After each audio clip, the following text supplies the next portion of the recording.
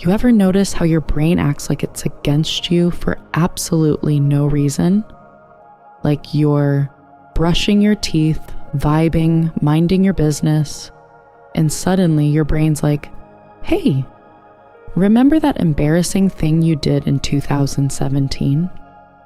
And before you know it, your mind is running a whole Netflix series of what if episodes, and you didn't approve a single one. Welcome to the overthinking loop, where your mind lies, your thoughts spiral, and you start doubting everything except gravity. Today, we're breaking all of that. Because yeah, your mind is powerful, but sometimes it's just dramatic. Okay, let's break down the title. Your mind is lying to you. Break the overthinking cycle. The first thing you gotta understand is this. Your brain was designed for survival, not peace. Back in prehistoric times, you weren't overthinking your situationship, you were overthinking lions. Now it's the same system, just different predators. Instead of, what if a tiger eats me? It's, what if they think I'm weird? Did I say the wrong thing? What if I fail? What if I'm not enough?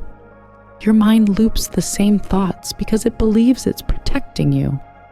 It thinks replaying the worst case scenario will somehow prepare you for it. But let me tell you the truth. Your brain is recycling old fear like it's eco-friendly. It's running simulations that aren't even real. You're fighting battles that don't exist, losing sleep over conversations that never happened, and stressing about futures that haven't arrived. And the wildest part? Your brain runs the same loop because you've survived it every other time. So it assumes, oh, you lived through this anxious thought last time? Well, let's run it again. It's like your mind is a DJ stuck on one terrible track, and you're too polite to tell him to switch the playlist. Now let's get to the part people don't like to admit. Stillness feels scary because silence exposes the things you've been avoiding. When life finally gets quiet, your mind's like, oh, now that you're not distracted, let's unpack everything. Stillness feels dangerous because, 1, your mind is addicted to motion. When your brain slows down, it thinks something's wrong. It starts looking for threats. That's why some people can't sit in silence. They think silence is peaceful? No. Silence is when your mind says, time to overthink everything you've ever done. 2, stillness exposes the truth. When you sit with yourself, you start noticing the emotions you've been dodging, the fears you laugh off but low-key feel, the stuff you pretend doesn't bother you. Stillness removes the distractions. It forces you to face the thing behind the thing. 3, you've mistaken mental noise for mental safety. Chaos feels familiar, and what's familiar feels safe, even when it's not. So your brain keeps looping thoughts because the noise feels like home. Meanwhile, peace feels foreign, and anything unfamiliar feels dangerous. This is why some people say they hate thinking, but they don't. They hate what their mind does when the volume drops. Your brain fears stillness because stillness reveals truth. But here's the twist. Truth is the thing that frees you. If any of this is sounding a little too real, comment, I choose peace today. Let's anchor that together. Let's get brutally honest now. Overthinking doesn't show up like some deep philosophical moment. It shows up in the pettiest ways. 1, you rehearse conversations that will never happen. You're in the shower arguing with someone who's not even thinking about you. 2, you assume the worst because the best feels unrealistic. If someone texts, we need to talk, your heart is already planning a funeral. 3, you overanalyze tone. They said okay instead of okay. Now you're spiraling. 4. You replay mistakes in HD. Everyone else has moved on. Meanwhile, your brain has the footage saved in 4K with director's commentary. 5. You avoid resting. Not because you're productive, but because rest means your thoughts get loud. 6. You feel guilty when nothing is wrong. This is the overthinker's anthem. If things are calm, something's off. Overthinking isn't a cognitive issue. It's an emotional survival tactic. You overthink because you care, you've been hurt, your trust was broken, you don't feel safe, your past left fingerprints on your future. Your brain learned to prepare for the worst because one day, long ago, the worst actually happened. But here's the truth most people never hear. That old danger is gone, but your brain still thinks you're living in it. You don't fix overthinking by thinking harder. That's like trying to calm a storm with more wind. You break the cycle through awareness plus nervous system regulation plus gentle truth. Let's break it down. 1. Catch the lie.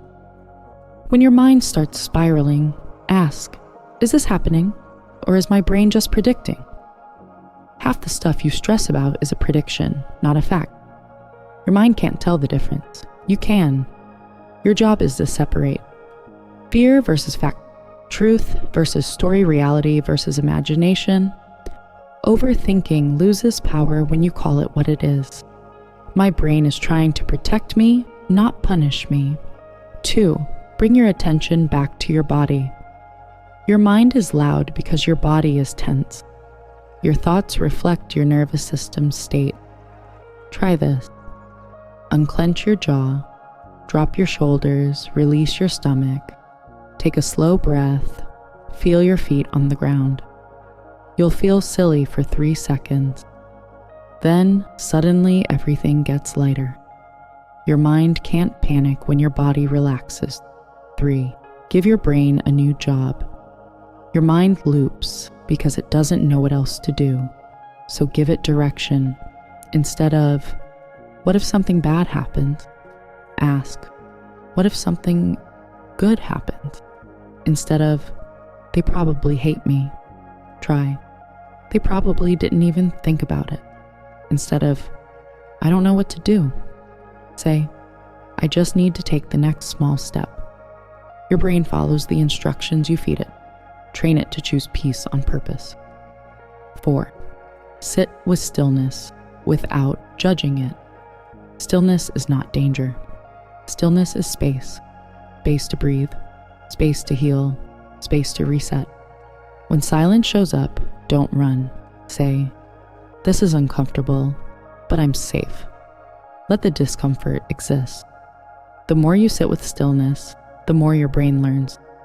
Oh, peace isn't scary. I just wasn't used to it. Stillness becomes comfortable, the same way noise became familiar. Repetition. 5. Replace rumination with real reflection. Overthinking is replaying a fear. Reflection is understanding it. Use this question. What is the emotion underneath the thought? Most spirals aren't about the situation, they're about the meaning. You're not scared of failing. You're scared of being seen as a failure. You're not scared of being lonely. You're scared of being forgotten. You're not scared of making the wrong choice. You're scared of having no control. When you name the emotion, the loop loses power.